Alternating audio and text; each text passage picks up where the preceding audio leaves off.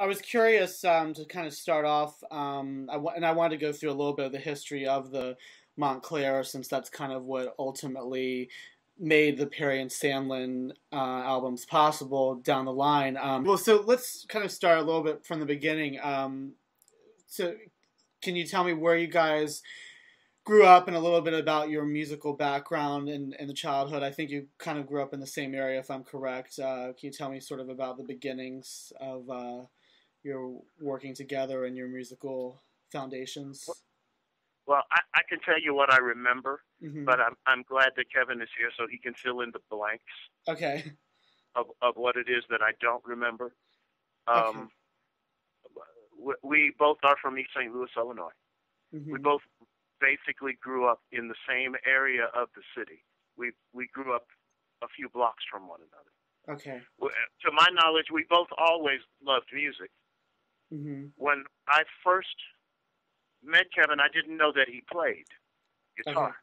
Mm-hmm. Okay? And later, after I learned that he played guitar, I learned he sang well, too. Mm-hmm.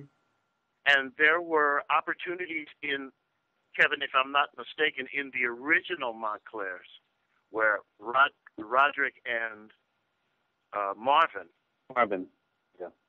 Marvin James, right, decided to leave, right? Well, Marvin had long wanted to be a doctor, and he pursued that. So. Okay, so the original lineup was not that of you guys with George, David, and Clifford. It was like a different group Well, other George than you guys? was always there, and Okay. Scotty was always there. Okay. But the original Montclairs Mm-hmm. included Marvin James and Roderick Bascom. Well, basically, at the time I played guitar for him. Uh-huh. And right before they were to graduate from high school, Roderick and Marvin left the group, and then I became a part of the group. Okay, as a And vocalist. Then, yeah. Mm-hmm. And they had a local talent show through a radio station here called KXOK. Mm-hmm. And one of the DJs on that particular radio station, it was named Nick Charles, who's now deceased. He is giving a citywide talent contest. Mm-hmm. And our group won the best soul group.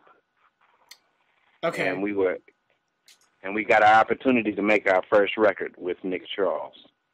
Okay. Now, was this the single that you did on Arch Records, the Hey Don't You Fight It, or was this something else? Yes, that's This was on Arch Records, right? Archway, yeah, I believe, was the name of Archway, yeah. Okay. Was the name of the label, but it was a local label. Okay. Mm-hmm. Was it not a subsidiary of Stax, or? Yes, it was. They may have gotten distribution through Stax. Okay. But in terms of their deal of distribution or retail, I really couldn't say because I don't know. Okay, so it was maybe on a limited scale as to how much they were helping out. I think it was more a regional thing. Yeah.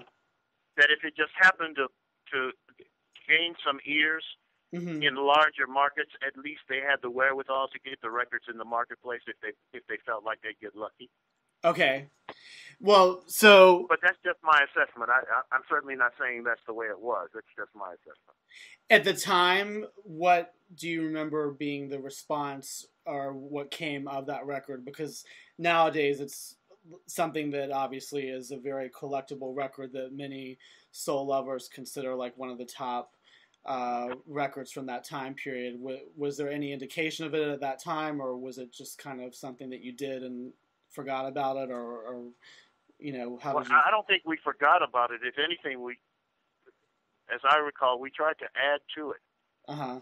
Right. We were more enthusiastic about making records at the time than the possibility of doing shows, because we were working fairly steadily as a novice group to begin with in the local area.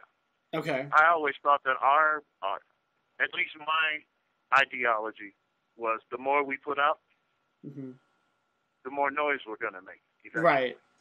Just to get your name out there. Yeah.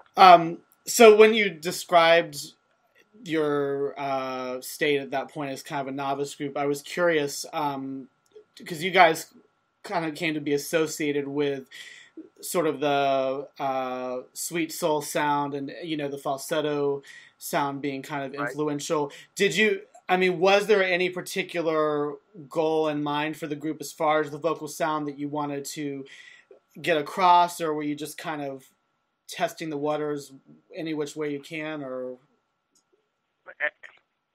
I can speak if you want. Yeah, go ahead. Please go ahead. You didn't copy anybody. Right. Mm-hmm. I don't remember us trying to sound. We weren't like emulating anybody. Influences of the age.